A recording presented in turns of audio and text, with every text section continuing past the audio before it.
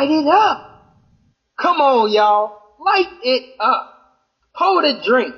Do whatever you gotta do. This is the Blunts and Sports Podcast.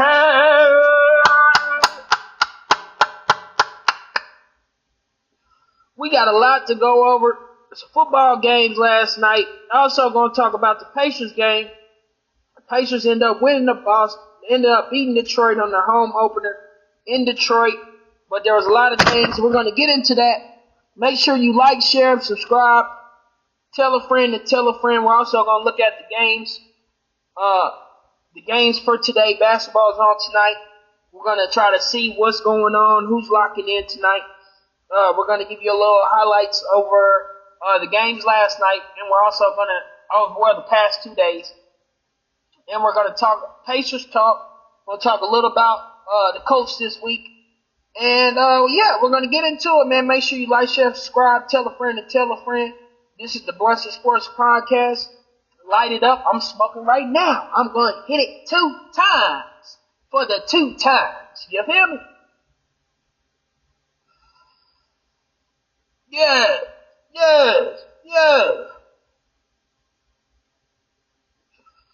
So let's get into it. Yesterday, I think it was, let's see here. Yesterday, in the NBA, no, Wednesday, talk Wednesday and Thursday, the Pacers played the Pistons 115-109. The Pacers, oh my gosh. I gotta grill them a little bit because I watched the game. They had a real slow start, man. First 3 quarters, the first 2 quarters, Detroit looked like they were going to win that game. But Tyrese Halliburton, man, I don't know, man. He had 15 points. He was 6 for 8. But the most terrible part is he was 1 for 9 for 3, y'all. Pascal Siakam, he had 19 points. But Miles Turner, he was balling. He had 20 points. He was 9 rebounds, 3 for 8 for 3, 7 for 14 shooting. All of our guys were out there balling. T.J. McConnell had 14. Benedict Mathurin had 19. 2 for 3 for 3-pointers. 5 for 8 from the field. Detroit's highest scorer was Cade Cunningham. He had 28 points, 8 assists, and 5 rebounds. 2 for 6 for 3-pointers. 10 for 23 from field goals. Now, I will say, with the addition of Tim Hardaway Jr., Pistons got Tobias Harris at the addition. Mike Beasley. They look good. Detroit looked good, but, they just couldn't hang on at the end with the Pacers. Tyrese Halliburton ended up knocking the 3 down to the only 3 that he hit. It ended up being clutch in the 4th quarter with like 2-3 minutes left to seal the win for us. I think our next game is Friday versus the Knicks in New York. So we're going to see that. The Knicks coming off their loss. They just lost Wednesday. They lost to they played Tuesday. They lost to the Celtics coming off the loss Tuesday to the Celtics 109-132, where the Celtics had their highest 3-pointing output in history against them. So we'll see how things go. The Nets and the Hawks played. The Hawks end up getting that one 116-120. The Magic and the Heat. Oh man, they said that Jimmy Butler had a terrible game. Jimmy Butler was not himself. The Magic ended up taking that one.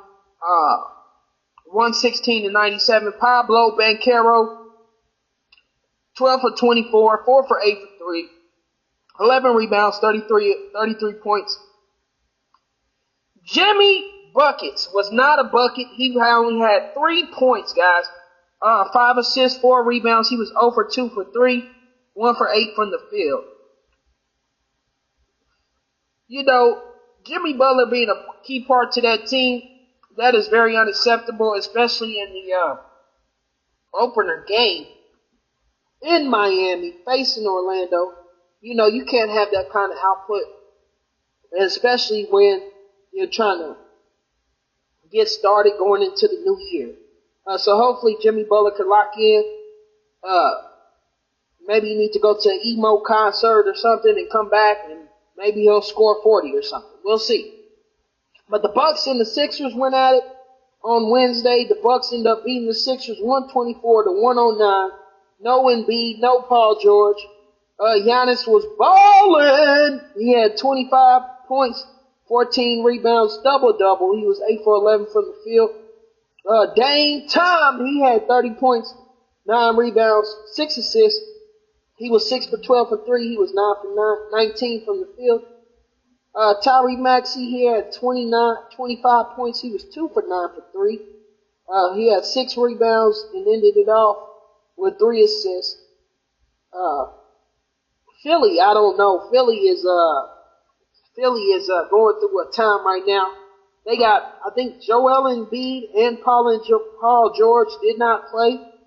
These guys are saying that they don't want to play back-to-back games, which is something new for especially a lot of the older guys that have been in the league for a long time and know the business and know how these things go. It's really unacceptable because all guys go 82 games plus the playoffs. So it's rarely do you see somebody sitting out back-to-back games. But now we have, I think, 2 players.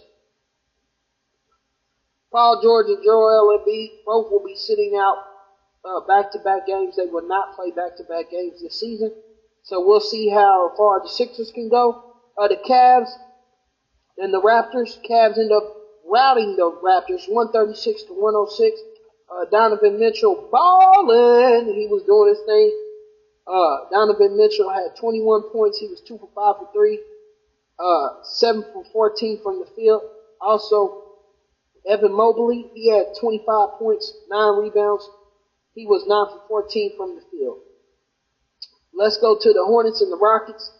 The Hornets end up beating the Rockets by 5 points, 110-105. The Bulls and the Pelicans played, went at it. The Bulls end up losing to the Pelicans, 123-111.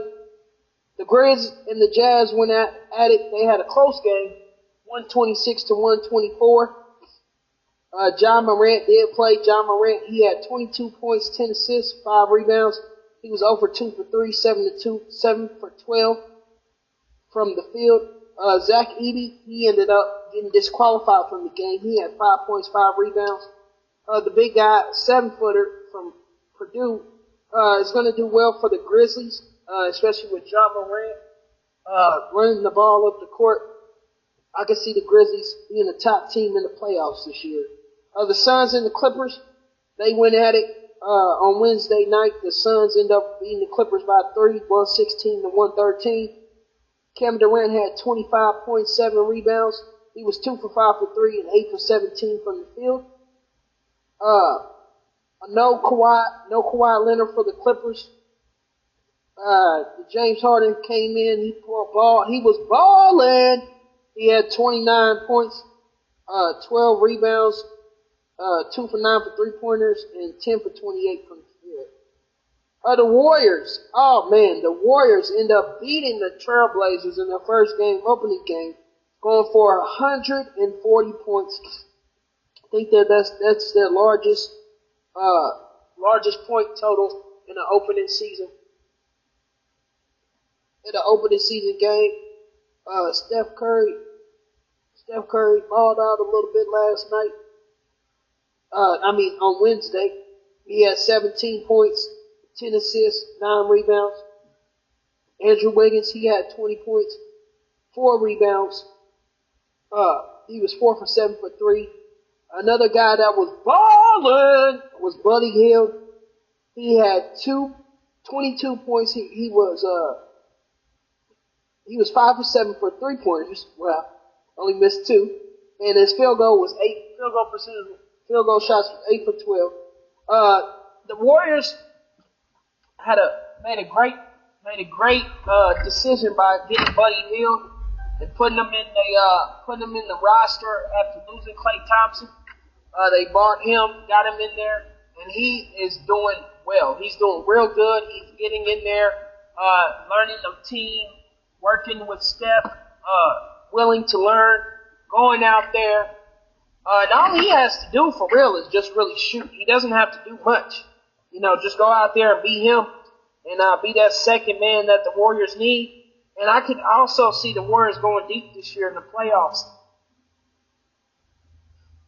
Or at least to get to the second round, because they all play for each other and they all play together as a team and they know how to space the floor. So that's very dangerous. Thursday, we'll go over these games real quick. The Celtics beat the Wizards 122 to 102.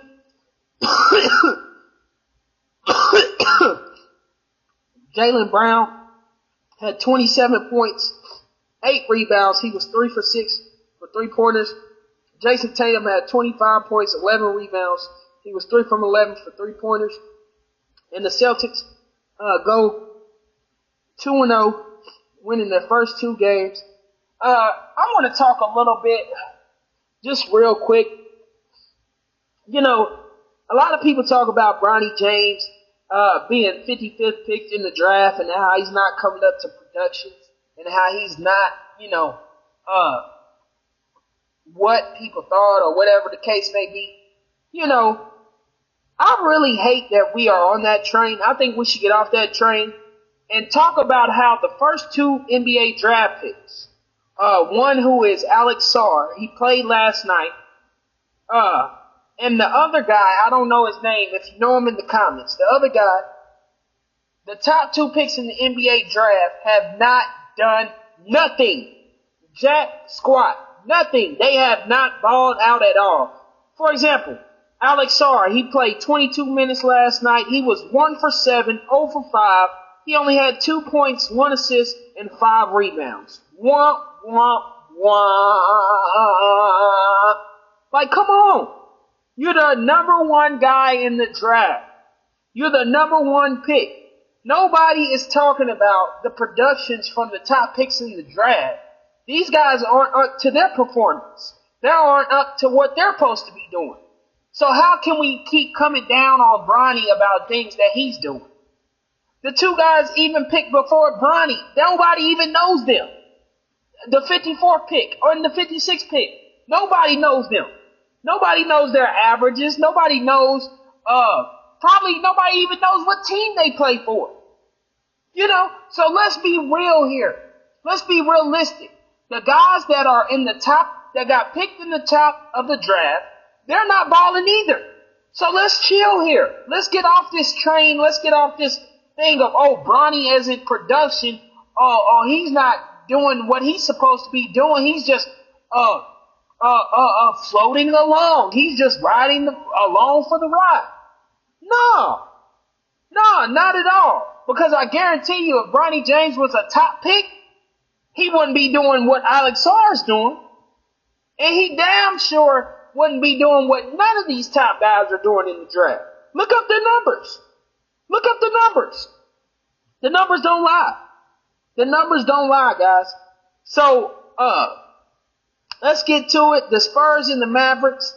Klay Thompson had a great game last night. He ended up going splashing, balling. He ended up balling. I like that. He ended up balling last night. He had 22 points. He was 6 for 10 for 3-pointers, 6 3-pointers, 7 for 13 from the field. Kyrie Irving had 15 points. Luka Doncic had 28. He was 4 for 11 for 3.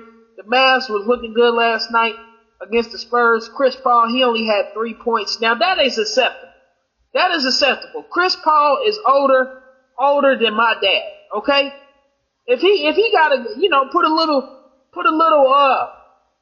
what is it, y'all? What is the icy hot on his knees before the game, and if it was bothering him to where he couldn't shoot the ball or it messed up, it affected his shot, that's fine. That's cool. Well, that's understandable. But these new guys coming in, they're very hard on these guys, man. Especially Bronny. Wembanyama had 17 points. He had 9 rebounds, almost a double-double. He was 1 for 8 for 3. The Thunder and the Nuggets went at it. The Nuggets ended up losing that game, 102-87. The Thunder come in with getting their first win in Denver.